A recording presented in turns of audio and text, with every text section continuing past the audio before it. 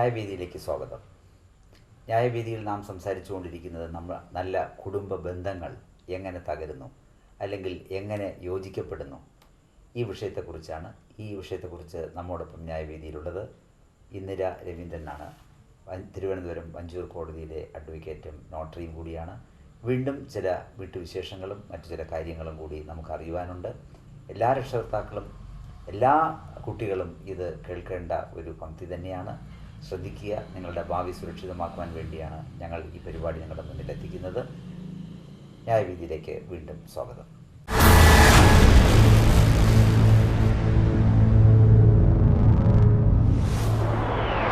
ഈ ഇത്രയും നാളത്തെ അനുഭവത്തിൽ നമുക്കിപ്പോൾ പല തരത്തിലുള്ള ഗ്രൂപ്പായിട്ട് തിരിക്കുകയാണെങ്കിൽ, ഇപ്പോൾ മൾട്ടിനാഷണൽ കമ്പനീസിൽ വർക്ക് ചെയ്യുന്നവരാണ്, എക്സാമ്പിൾ ടെക്നോപാർക്ക്, സ്കൂളുകളിൽ വർക്ക് ചെയ്യുന്നവരാണ്, ടീച്ചിങ് പ്രൊഫഷനുള്ളവരാണ്, ഡോക്ടേഴ്സാണ്.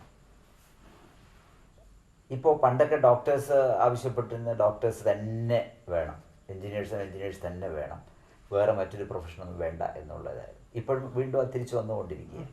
അപ്പോൾ അങ്ങനെ ഈ ഡോക്ടേഴ്സ്, എൻജിനീയേഴ്സ്, ചാർട്ടേഡ് അക്കൗണ്ടൻസ് അല്ലെങ്കിൽ മറ്റുള്ള പ്രൊഫഷണൽസ്, മൾട്ടിനാഷണൽ കമ്പനീസിൽ വർക്ക് ചെയ്യുന്നവർ, ജോലി ഇല്ലാത്തവർ, ഇതിൽ കൂടുതൽ ഡൈവോഴ്സ് വിവരമുള്ളവരിൽ നിന്നാണോ അതോ വിവരമില്ലാതെ വിദ്യാഭ്യാസമുള്ള മേഖലയിൽ നിന്നാണോ കൂടുതൽ ഡൈവോഴ്സ് വരുന്നത്? അത് വരുമ്പോൾ ഈ ഡോക്ടേഴ്സ് പ്രൊഫഷനിൽ ധാരാളം ഡൈവോഴ്സ് കണ്ടുവരുന്നു എന്ന് പറയുന്നുണ്ട്.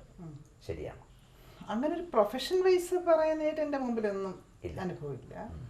ആ മേഖലയിൽ നിന്നുള്ളവരും ഉണ്ട്. ഏത് മേഖലയിലാണ് കൂടുതൽ നമുക്ക് വന്നിട്ടുള്ളത്? IT മേഖലയാണ്. IT മേഖല. അപ്പോൾ IT മേഖല നമുക്കൊരു തലവേദന തന്നെയാണ്. IT മേഖലയിൽ ഒരുപാട് ഭയങ്കര വ്യത്യസ്തങ്ങളായിട്ടുള്ള വിഷയങ്ങളാണ്. IT മേഖലയിൽ കല്യാണം കഴിക്കാൻ പോലും സമയമില്ല, ഫിക്സ് ചെയ്യാൻ സമയമില്ല എന്ന് പറയുന്ന കുട്ടികളുണ്ട്. അപ്പം വിവാഹം കഴിച്ചിട്ടും ഇദ്ദേഹം എപ്പോഴും കമ്പ്യൂട്ടർ മുമ്പിൽ ഇരിക്കുകയാണ് എന്ന് പറയുന്ന പരാതികളും ഇഷ്ടംപോലെയുണ്ട്. അപ്പോൾ അദ്ദേഹത്തിനൊരു ഫാമിലി ലൈഫിനോട് താല്പര്യമില്ല എന്ന് പറഞ്ഞു വരുന്നവരുമുണ്ട്. തിരിച്ചുമുണ്ട്. ഭർത്താവ് ഭാര്യയെക്കുറിച്ച് പറയുന്നുണ്ട്. ഇന്ന് അതാ ഞാൻ പറഞ്ഞേ, നേരത്തെ എവിടെ താമസിക്കും എന്നുള്ളതായിരുന്നു നമ്മൾ കണ്ട ഒരു വ്യത്യസ്തങ്ങളായിട്ടുള്ള ഒരു ഘടകമെങ്കിൽ ഇന്ന് അതിനൊക്കെ അപ്പുറത്തേക്ക് എത്തിയിരിക്കുകയാണ്. ആ എത്തിയിലൊന്നാണ് ഒരു കുടുംബ ബന്ധം ഇല്ലാതെ പോകുന്നു എന്നുള്ളത്. എന്ന് പറഞ്ഞാൽ നോൺ കൺസമ്മേഷൻ ഓഫ് മാരേജ്. 3 വർഷം കഴിഞ്ഞിട്ട് എൻ്റെ മാരേജ് കൺസമ്മേറ്റ് ചെയ്തിട്ടില്ല എന്ന് പറയുന്നത് വിരളമല്ല. അപ്പോൾ അതെന്തുകൊണ്ടാണ്? അത് ഒരുപാട് ഫാക്ടേഴ്സ് ഉണ്ട് അതിനകത്ത്. ചിലപ്പം നമ്മൾ പഠിച്ച് നോക്കുമ്പം സയൻറ്റിഫിക്കായിട്ട് ഈ കമ്പ്യൂട്ടറിൻ്റെ അതുമായിട്ടുള്ള അതിൻ്റെ റേഡിയേഷൻ കൊണ്ട് ഫിസിക്കലി വരുന്നതാകാം, അല്ലെങ്കിൽ വർക്കിനോടുള്ള അമിതമായിട്ടുള്ള വർക്ക് ചെയ്യുക എന്നുള്ള ഒരൊറ്റ ഒരു ഇൻറ്റൻഷനാണ് മുമ്പിലുള്ളത്. ഈ കുടുംബത്തിനൊന്നും വലിയ പ്രാധാന്യം കൊടുക്കുന്നില്ല എന്നുള്ളൊരു വ്യക്തിയാകാം. അതല്ലെങ്കിൽ എക്സ്ട്രാ മാരിറ്റൽ ലൈഫ് ഒന്നും തടയപ്പെട്ടില്ല.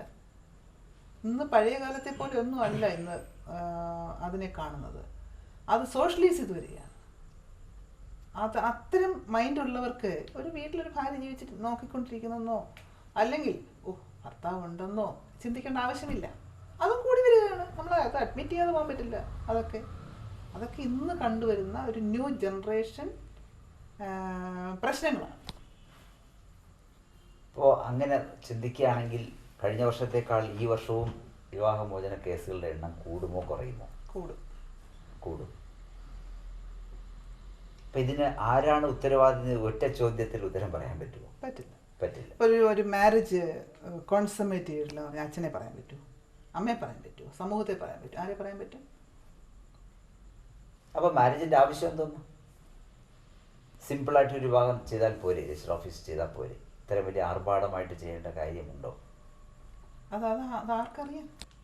2 വ്യക്തികൾക്ക് മാത്രം അറിയാവുന്നൊരു കാര്യം അവർ പുറത്ത് പറഞ്ഞാലേ അറിയുന്നുള്ളൂ എന്ന് വരുമ്പം അതിന് നമുക്ക് ആരെയും പറയാൻ പറ്റും?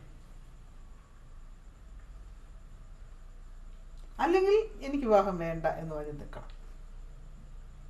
അത് നമ്മുടെ സമൂഹത്തിൽ ചിലപ്പം ഈ ഒരു സ്റ്റിഗ്മ പോകട്ടെ എന്ന് വെച്ചുകൊണ്ട് ചിലപ്പം അച്ഛനും അമ്മയും പറഞ്ഞു കേട്ടുകൊണ്ട് വഴിപ്പെട്ടു എന്ന് വരാം.